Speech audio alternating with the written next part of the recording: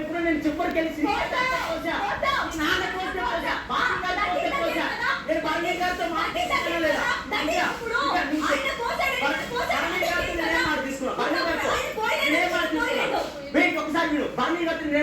మీరు నా దాంట్లో పోయొద్దు. నాకు తనుజ కూడా గెలవాలని ఉంది. నేను మా మమ్మీని గెలిపించుకోవడానికి ఎంత దూరమైనా వెళ్ళి పోసుకుంటాను, కానీ మీరు నా దాంట్లో పోయకండి. మీరు నా దాంట్లో పోతే దగ్గరే కాబట్టి మీరు ఎందుకు పోసారో నేను పోతాను బర్నీ గారితో చెప్పాను లేదా.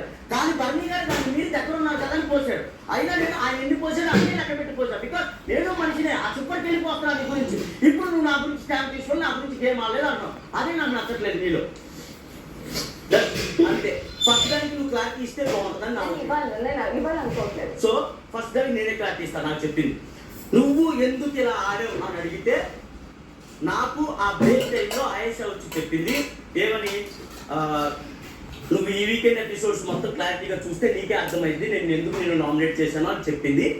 అందుకే నేను రియలైజ్ అయ్యాను నా అదే పర్సనల్గా ఎందుకు పెట్టుకోవాలి, గేమ్ పరంగా తనకి యూజ్ అవుతుందా లేదా ఇవన్నీ ఆలోచించి నేను దానికి అర్హురాలని చెప్పాను అని అంది. ఒక 1 వీక్ మొత్తం ఆలోచించిన పర్సన్ ఒక 10 నిమిషాల్లో ఆలోచించి తనకు అంత పాజిటివ్ ఇచ్చిందని నేనైతే అనుకోవట్లేదు. నాకు అది నాకు అసలు నచ్చలేదు. నేను ఆ విషయంలో మాత్రం నువ్వు సేఫ్ గేమ్ అని నేను అన్నాను. ఎందుకంటే నన్నే నువ్వు సేఫ్ గేమ్ అన్నావు కాబట్టి నేను ఎవరి వల్ల సేఫ్ గేమ్ ఆడానో అది వచ్చిన పర్సన్ ప్రతి ఒక్కరు చెప్పారు. వాటర్ గేమ్లో ఎవరి కోసం సేఫ్ గేమ్ ఆడాడు, బెట్ గేమ్లో ఎవరి కోసం సేఫ్ గేమ్ ఆడానో నేను తెలుసు. నాకు అలాంటి పర్సనే నన్ను ఇప్పుడు నువ్వు సేఫ్ గేమ్ ఆడుతున్నావు అంటే ఓకే నేను రియలైజ్ అయ్యాను. నేను 1 వీక్ బ్యాకే రియలైజ్ అయ్యాను. అది చెప్పకపోవడం ఇంకా సేఫ్ గేమ్ అయింది. ఈ రోజు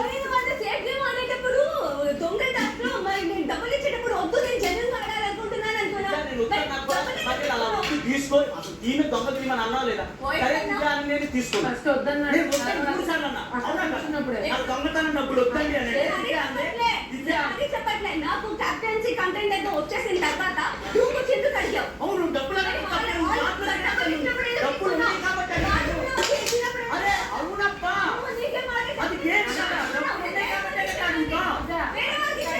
ఇంకా మన టీమే కదా ఇమాన్యుల్ నేను ఎవరితో మాట్లాడుతున్నాను.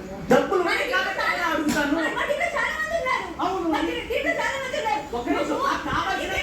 మొత్తం ఏమని అడిగారు నాకు వెయ్యి చాలు అన్న. బికాజ్ నా కాన్ఫిడెంట్ ఉంది నా దగ్గర ఎక్కువ ఉన్నాయని.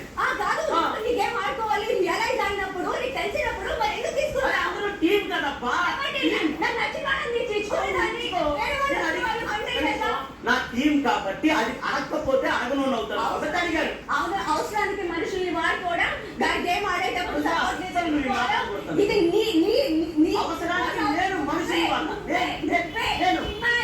ఓకే నేను అవసరానికి మనుషులు వాడతాను. నా దగ్గరికి ఎవరు రాకలేదు. ఓకే అవసరానికి నేనే మనుషులు వాడతాను. అవసరం అయిపోయిన తర్వాత నాకు ఎవ్వరు లేరు.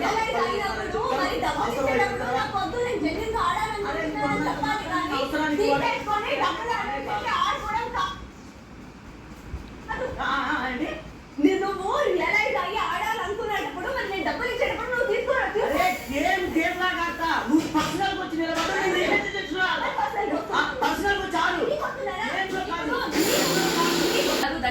బాండింగ్ అనే విషయంలో ఇప్పుడు తను ఏదో నన్ను నామినేట్ చేసింది, తనేమో నన్ను టార్గెట్ తో మైండ్ లో పెట్టుకొని వచ్చింది అనేసి నేను తనని టార్గెట్ చేసుకుంటూ కూర్చోలేను అని నేను చాలా క్లియర్ గా క్లారిటీగా అందరికీ చెప్పడం జరిగింది. And in fact 1 week every week మాట్లాడింది నేను మైండ్ లో పెట్టుకోవాలా, లేకపోతే నేను సెల్ఫిష్ గా ఇలాగే ఇది నన్ను టార్గెట్ చేసి వచ్చింది నేను తనని టార్గెట్ చేయాలి అనేది నేను మైండ్ లో పెట్టుకోవాలా. నేను అన్ని ఆలోచించి డిక్లేర్ చేయకముందు ఆలోచించు. నాకు డిక్లేర్ చేసి చెప్పావు ఏమని, నేను అన్ఫిట్ అని చెప్పేసి చెప్తున్నా అని నాకు డిక్లేర్ చేసావు. ఇప్పుడు ఇక్కడ నేను డిక్లేర్ చేసావు. నాకు డిక్లేర్ చేసి నేనేమనుకున్నా నువ్వు అన్న అర్హురాలా కాదంటే అర్హురాలు కాదు అన్నావు. పాయింట్ చెప్పంటే 4 పాయింట్లు చెప్పాను. నాకు అదే పాయింట్లు పాజిటివ్గా చెప్తే అర్హురాలని చెప్పావు. నేను ఇదే చెప్తున్నా. ఓకే నేను డబుల్ స్టాండర్డ్ అయితే జనాలకు తెలిసింది. ఎవరైనా కాకపోయినా నువ్వు నా ముందు అది జరిగింది కాబట్టి అది బయట పెట్టాలనుకున్నాను కాబట్టి అది నేను క్లారిటీ తీసుకోవాలి. నాకు టైం సరిపోవట్లేదు కాబట్టి నేను క్లారిటీగా అడగాలి కాబట్టి ఉదయాన్నే అన్ని క్లారిటీ తీసుకోండి. నువ్వు తప్పని చెప్తా. అది నాకు తెలుసు. ఏదైనా పనిష్మెంట్ వాళ్ళకి ఇవ్వలేదు కదా. నేను నా గురించి చెప్పుకున్నా.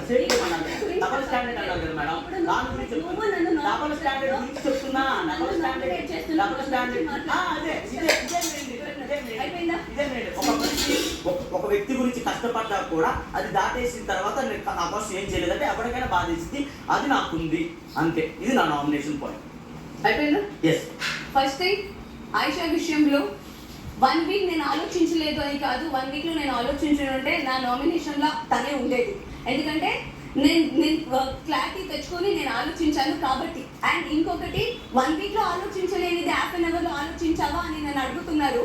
ఎందుకంటే అక్కడ ఉన్న సిచ్యుయేషన్ అలాంటి. వీకెండ్లో వచ్చేసరికి ఒక స్టోన్ వాళ్ళది ఉంచుకోవచ్చా పెట్టేయచ్చా అని అంటే మాకు ఒక స్ట్రాంగ్ రీజన్ అనేది కావాలి, దాన్ని వాళ్ళ నుంచి తీసేయడానికైనా ఉంచడానికైనా.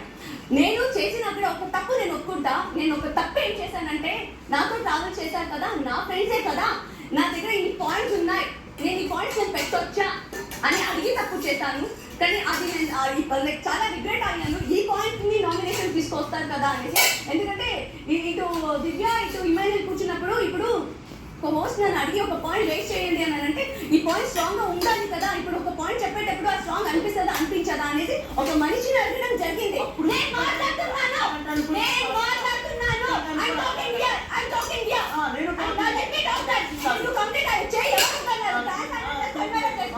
దాని తర్వాత ఆ మనిషిని అడిగాక బ్రేక్ ఇవ్వడం జరిగింది హాఫ్ అన్ అవర్.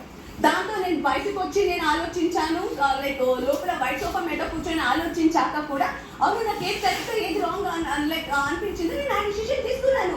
అది మళ్ళీ వీటిగా డిస్కస్ చేసేంత టైం నాకు దొరకలేదు. ఎందుకంటే ఇమీడియట్ గా లైక్ హోస్ట్ రాగానే వాళ్ళని అందరూ అయిపోయారా అని అంటే అట్లా హ్యాండ్ రైజ్ చేసేసి నేను ఇంకా ఉన్నాను అనేసి. తర్వాత తను లేచాక అవును నేను రీతో ఇద్దరు మిగిలి ఉన్నాము, నాకు ఏ పాయింట్ పెట్టాలనిపించిందో నేను అది పెట్టా. ఎందుకంటే నా డిసిషన్ కాబట్టి. First thing. సెకండ్ థింగ్, 100కి 1000% చెప్తున్నా, అదే మనిషి చెప్పాడు నాకు ఓకే, నేను ఏమైనా పని చేయగలుగుతా, నేను ఏ ఫుడ్ అయినా నేను తినగలుగుతా.